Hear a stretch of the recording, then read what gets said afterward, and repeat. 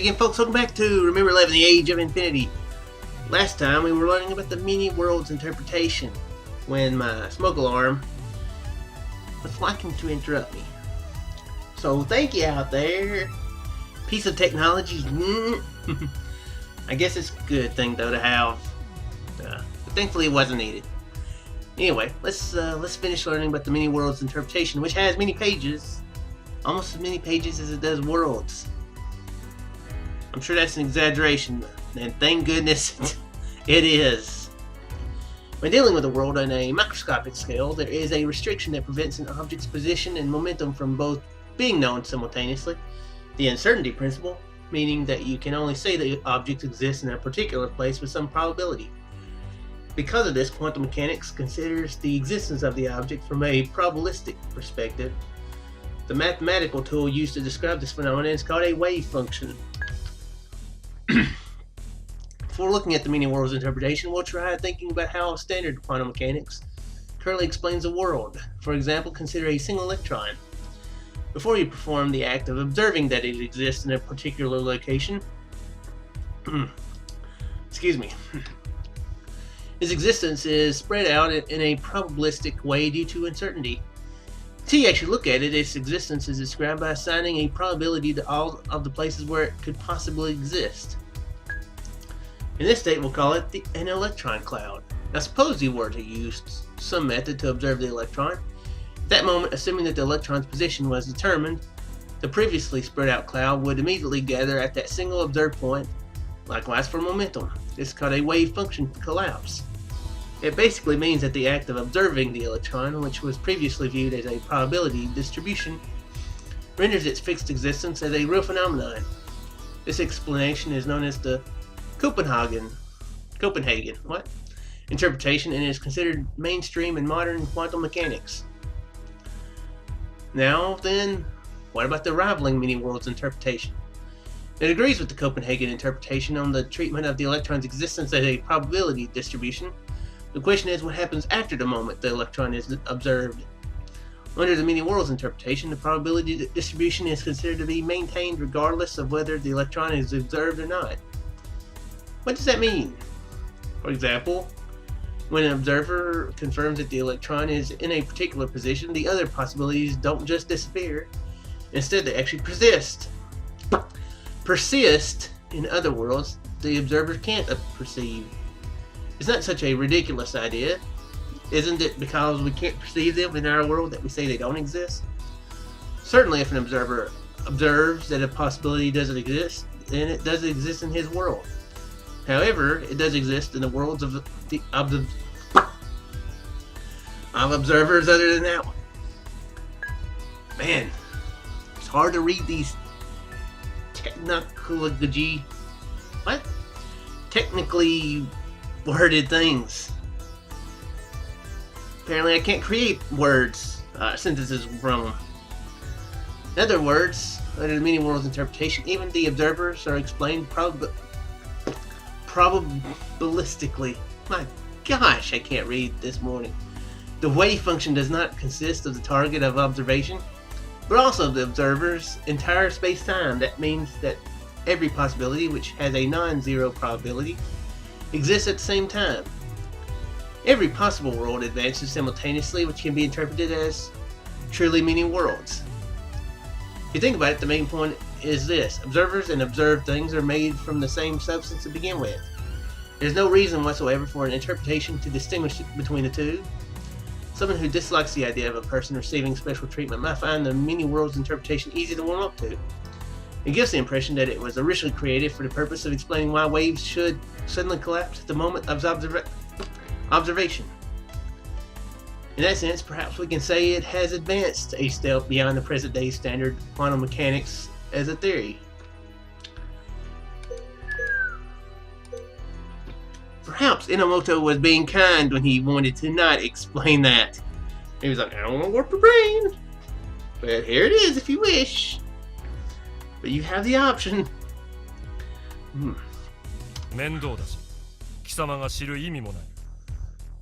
Oh, that's gonna be nice to you, man. Wow, I just realized I've spent 5 minutes talking about quantum mechanics. And boy, is my brain tired. All of a sudden, Enomoto closed his eyes. ダビデは琴を弾いていた。サウルの手には槍があった。サウルは槍を投げつけて、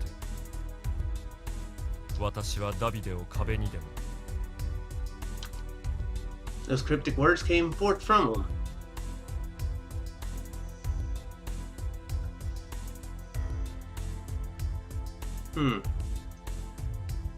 Wait, no, it was there. It was in this game. Okay, I was wondering if it was in another game. It was really early in this one, wasn't it? Was this what he was thinking when he was like the very beginning of it? Can't remember. He mutters as though pronouncing a curse on someone. The curse began to do its work.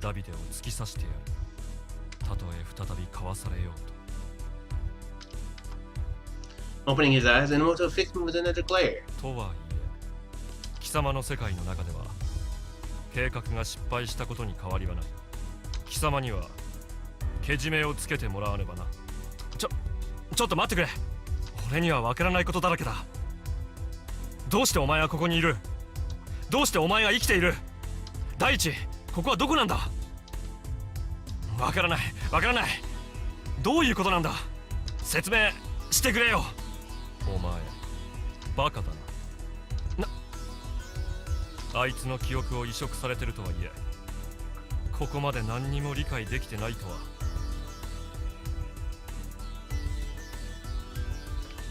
That guy. Okay. 我ながら情けないぜ。記憶を移植？俺のこの記憶の異常はやっぱり記憶移植だったのか。あいつって誰だ？なんでこんな風になっちまったんだ？悪いがそのことだけは答えることができない。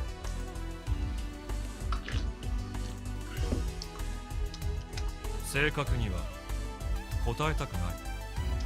今のうちあいつのことだけはな。That guy. Is that his real name? That guy. I hate him. That guy. For this person, there is no past. For this person, there is no future. Wow, we get a poem. To be more accurate, the concept of time does not exist for this person. For this person, the past, the present, and the future are all condensed to a single point. Point, emptiness, zeroth dimension. Wow, zeroth dimension. Three concepts that overlap. This person exists in a place devoid of everything. That absolute will is the only thing there, and absolute will, according to them, if we were to come up with an example, this person would be David. Without a doubt, this person was a king who entirely ruled them. And to him, a hateful enemy. Him, if we were to come up with an example, would be Saul. 11 years before 2012, that's where it all began. But Satoru, you know not of this. What? What? I know David and Saul are biblical references. But what? Means beloved in Hebrew. The biblical David, from whom this name is derived, was the second king of ancient Israel who established Jerusalem as its capital, united Israel, and built Israel's era of prosperity. King David excelled in battle tactics, and the mystics who felt that sorcery was behind those tremendous abilities thought that the battle flag of David was undoubtedly a demon summoning charm. The symbol David used as an emblem is known as the Star of David. It is also believed to be the crest that protects Israel from danger. The symbol can be found in the Israeli national flag. In Japan, the Star of David, called the Rokuboshi, or hexagram, is known as the crest of Ise Grand Shrine. The symbol that holds the opposite meaning of the Star of David is the Gubusei, or pentagram, also called the Star of Solomon. Magical power of the Star of Solomon seals the inner demons inside the Infinity Loop. What?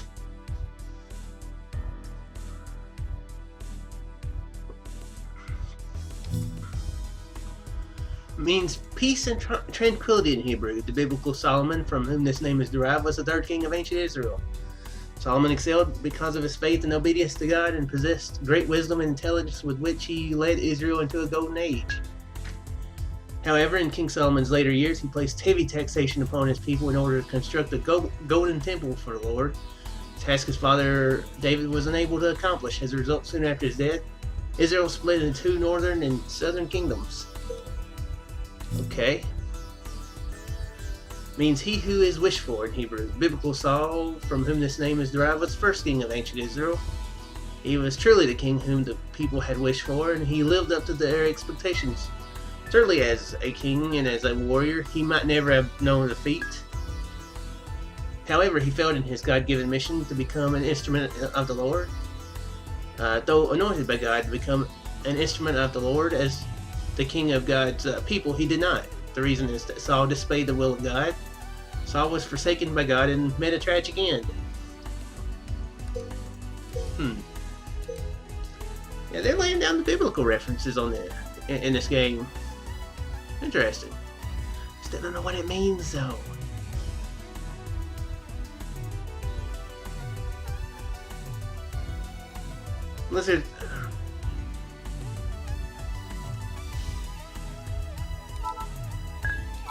Unless they're wanting. Let's do. Means beloved. Peace or tranquility. And he who is wished for. Maybe that has something to do with it. だがしかし、それ以外のことなら答えてやろう。何も知らないままというのはあまりにかわいそうだからな。感謝しろよ。俺は慈悲深いんだ。さっき貴様はこう言ったな。どうしてお前がここにいる？どうしてお前が生きている？第3つの質問をした。それを答えてあげようじゃないか。Sure. Enomoto grinned from ear to ear. Couldn't help but feel a little scared. その前に聞きたいことがある。Oh, great. 俺は、いや、榎本はと言った方が分かりやすいか。榎本は死んだのか。ね？貴様の過去では榎本は死んでしまったのかと聞いてる。よく意味がわからんが、そうだ、3日前お前、確かだ、間違いない。お前は絶対にあの時に死んでいたんだ。だから俺は。そうか。いや、もういい。すべて分かった。Saying that Enomoto tapped at his temples again. そういう可能性もあるということか。いいだろう。では回答しよう。Wait, what? He just. So is this in the past? I don't know. I'm confused. まず第1の質問。どうしてお前がここにいる？時空間転移。Yes, why are we here? ああ。お前から聞いたんだからな。俺は。いや。俺たちはある目的があってここにやってきたんだ。ある目的。時空間転移装置を最終レベルに持っていくために。Whoa. Whoa. The final level.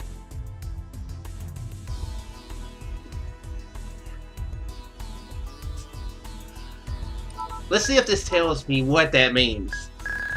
The level that there is no levels afterwards. Is that what it's going to tell me on this deal? Where you finally beat the boss and you win the game? It is a level to which the plan they devised will move as it transitions into its final stage. The final move that will lead to the truth they have wished for. The final measure necessary for them to meet that guy. Wait a second. When it is executed. Are we doing that thing again with Ever 17? I hope not. I mean, that was a cool concept once. Why are we doing it again? Let's not do it again. I don't want to be that guy. I don't want to be that guy. You can be that guy. I don't want to be that guy. I was Scoob in that guy in Ever 17. Don't want to be that guy again. Let's let somebody else be that guy this time. Surely not. Surely they're not going for that again. The world will undergo a great transfiguration.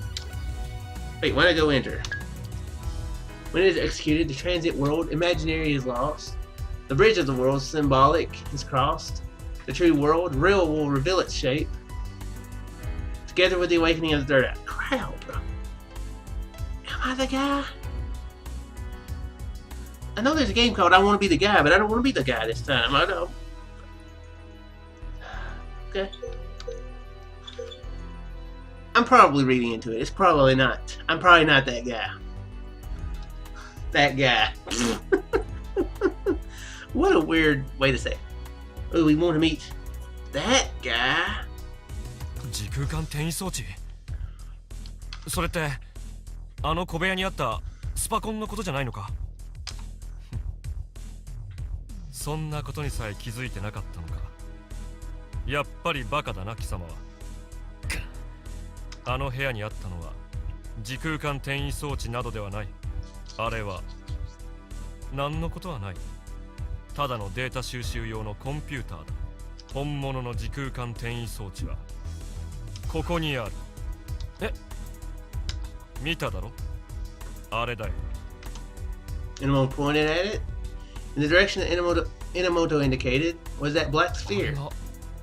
時空間転移装置そうだ続けようかでは第2の質問どうしてお前が生きているそれと第3の質問この2つはとてもシンプルな一つの解に収束される貴様は赤倉岳と青鷺島の2点間で転移が行われていると考えているだろ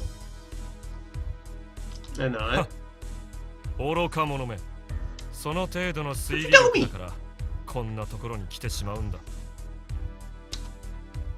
矛盾に気づかなかったのか矛盾気圧の変化だよ気圧の変化そうだまだわからないのかもし仮に赤倉岳と青鷺島の2点間で転移が行われていたとしようだとしたらこういう現象が起こり得急激な気圧の変化だ赤倉岳の避難小屋は標高1298メートルの地点にあるそれに引き換え青鷺島のスフィアの地点はたかだか標高11メートルだ赤倉岳は低気圧に覆われておりスフィアは逆に高気圧に覆われているこの2点間で転移が行われたのなら転移の被験者は気圧の変化により耳さすがにわかるだろこのくらいああそういえば I remember. In the video I saw in that little room when I observed the moment of the transfer, windows of the room violently shook as though struck by a gale. Sudden variation of atmospheric pressure. That's right, that's how it was. It definitely happened. And yet I didn't feel it. Why? おかしいだろ貴様はその気圧の変化を体感してないのだからな冬川心の意識はおそらくその気圧の変化を体感してたことだろう赤倉岳から青鷺島に瞬時に転移していたのだからしかし貴様は違うなぜだかわかるかわからないならば答えよ青鷺島から赤倉岳に直に転移してなかったからだえつまり青鷺島と赤倉岳との間に中継点があったということだ鼓膜にかかった気圧の変化を鳴らすための中継点がな中継点そう要するに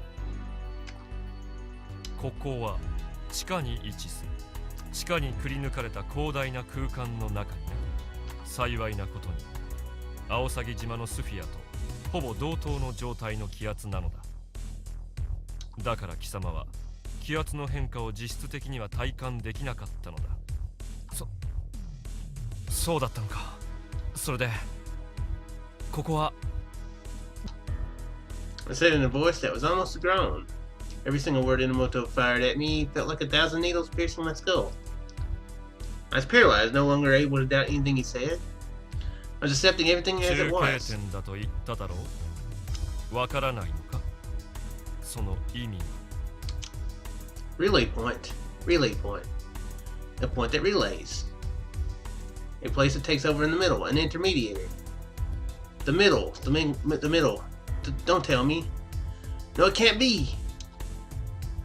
Why can't it be? Gonna have to find out next episode. Cliffhanger. I don't know if those are good to do or not. I don't know. I've got an idea. But anyway, I do sincerely hope you guys enjoyed. And I'll see you in the next one. Oh crap, my mouse was there for a while, wasn't it? Oops. Sorry about that. See you in the next one, guys.